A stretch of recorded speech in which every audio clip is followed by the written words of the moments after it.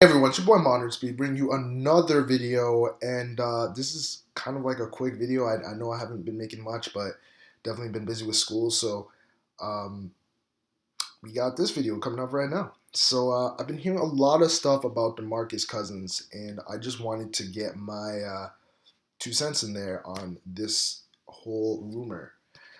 So this video right here is just basically going to be discussing my thoughts on a potential trade. So what a potential trade would look like, the pros and cons for the Toronto Raptors. I'll also look at Sacramento as well.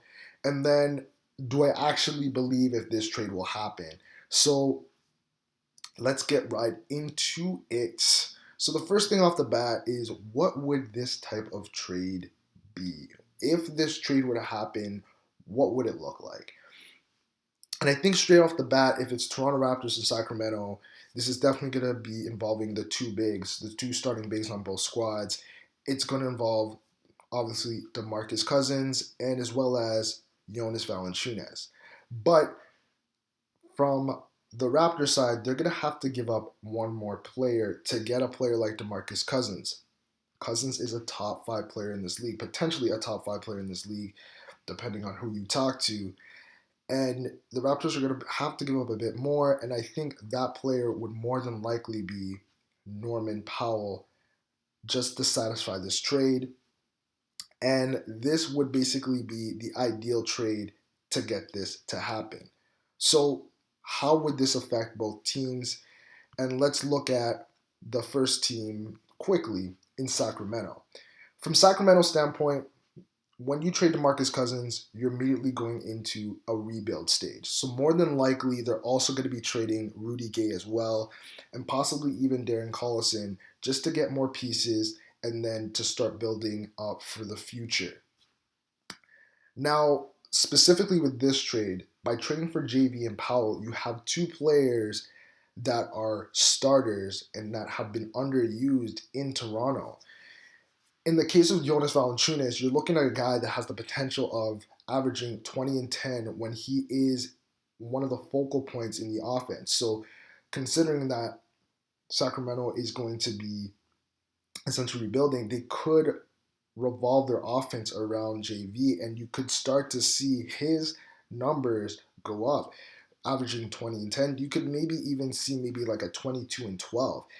And we could start seeing the JV that was playing in the playoffs last year.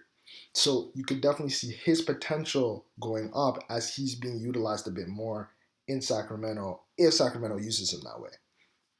In Powell, they get a guy that has the potential to become a superstar, a two-way player that plays hard and is always looking to improve. And Powell has shown that he is a starter in this league, and the fact of the matter is, he has that potential to get to that next level. So Sacramento potentially has got two players from this deal that would help them out right off the bat. And in a funny way, by trading DeMarcus Cousins for these two guys, it could actually turn around the team real quickly. Now, I did say before they could trade Rudy Gay, but say, for example, they kept Rudy Gay, and then they said, okay, let's try to put our focus on these two guys, and JV and Powell, and work them in. We could see this team turn it around. Right now, they're only ninth, currently, as of today, they are only ninth in the Western Conference, so they do have the potential to make that run in the playoffs. So it's possible that this team could turn it around if they made this trade with these two guys looking to work hard and also prove that they are better than what a lot of people think they are. So that's how it would look from Sacramento's standpoint. You're looking to rebuild, and you're getting two guys that have starter potential and have the ability to change your franchise around pretty quickly. If not pretty quickly, it will help in the future, definitely. Now for Toronto, we're going to go a bit more in depth. So I want to look at the pros for this trade, and I also want to look at the cons as well. So let's look at the pros first. Let's look at what DeMarcus Cousins brings to Toronto. When DeMarcus Cousins comes to Toronto, he's definitely going to change the roster. He's going to make this roster a lot better than what it is, and here's why. The first thing off the bat, as I said before, he's a potentially, you could think of him as a top 5 player in the league. So he's definitely going to help them in that regard. He's also going to help them by being a big that can help stretch the floor. He's shooting 37% from downtown, and that's off 5% per game. He would definitely help DeMar DeRozan and Kyle Lowry with getting into the lane to help stretch the floor out. So that's definitely going to help them out. And scoring, the Raptors' scoring could actually also go up as well just because of that fact. Cousins by far is a dominant force down low. He picks up a lot of fouls. He gets hit a lot down there, and sometimes he doesn't get the calls. So, and definitely in Toronto, he's gonna have less pressure off him. So just imagine not having that much pressure and his dominance down low. He's definitely going to be a force if he came here. And lastly, he would potentially have the Raptors get over that hump that they've been trying to get over, which would be to get to the same tier as Golden State, San Antonio, and the Cleveland Cavaliers. The Raptors would get there. That's just how dominant this guy is. He's a force when it comes to it. So he would definitely help the Raptors in that regard. He would get the Raptors to that next echelon. But there would be some issues with this trade. And I have two issues with this trade really. So the first would be the most obvious one, and the fact is, would DeMarcus Cousins be a distraction? We've seen that DeMarcus Cousins can be very um, emotional times during the games, and it affects how he reacts to certain calls. And we've seen him get ejected, and at times we question if it affects his teammates around him. So the question would be, if he came to Toronto, would he bring that to Toronto and potentially affect the players around him? Or would we see DeMar DeRozan, Kyle Lowry, Casey, and some of the other veterans on this team help out Cousins so that we don't see those issues anymore? That would be the biggest concern. Could we control that? And that's pretty much a question that we can't potentially answer. We could make the assumption that it would work because we have seen the Raptors we've seen that with Lowry, where Lowry was seen as like a coach killer, and look at him now. He's him and Casey they're pretty good. So maybe this is the ideal team for Cousins, but it's hard to tell. The second issue, and I feel like this is the biggest one, would be the Toronto Raptors' future. By bringing in DeMarcus Cousins, you're bringing a player that could potentially be a rental.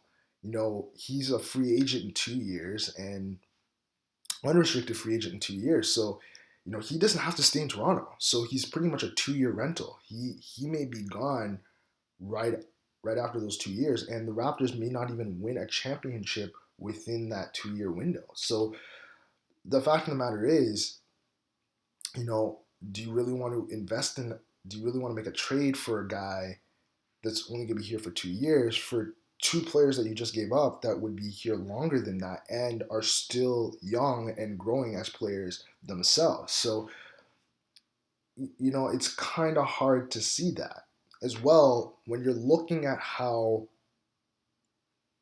Masai has been molding this team together. He's been building it pretty slowly, like stepping blocks, to kind of have a solid team similar to that of the San Antonio Spurs, where you're building your roster up, where you have a lot of depth, and then that depth grows and you can use that later on so your team becomes more cohesive. That's why he drafted guys like Pascal Siakam, DeLon Wright. You can even look at guys like Norman Powell and Bruno, and he got guys like Lucas Nogueira. These aren't potentially guys that are going to play right away, but down the road, they're going to have impacts on the teams, and we're starting to see that. We've seen that with Lucas now, who's been backing up Jonas Valanciunas. We saw that with Norman Powell, with Carroll getting injured a lot last year. Powell came out to his own, and, he's been pretty solid. So when you're looking at the future and how this team's been built, Masai seems to be looking at a team in the future, but by bringing in Cousins, it kind of contradicts that whole aspect, and it does impact that because you never know if he will come back. And on top of that, you also have to factor in that, look, Kyle Lowry's going to be a free agent next year, and then Cousins is going to be a free agent 2 years after that. So the other question is, you're going to have to sign those two guys to max. So what happens to your depth? You're probably going to have to trade some of your depth, and that's been one of the Raptors' strong suits as well. So again, the Raptors, there's a lot of questions here in terms of future. And to me, when you make this trade, you do impact your future because you don't know what's going to happen after that.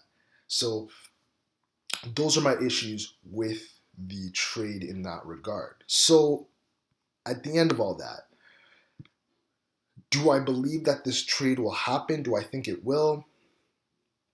Probably not. And here's why.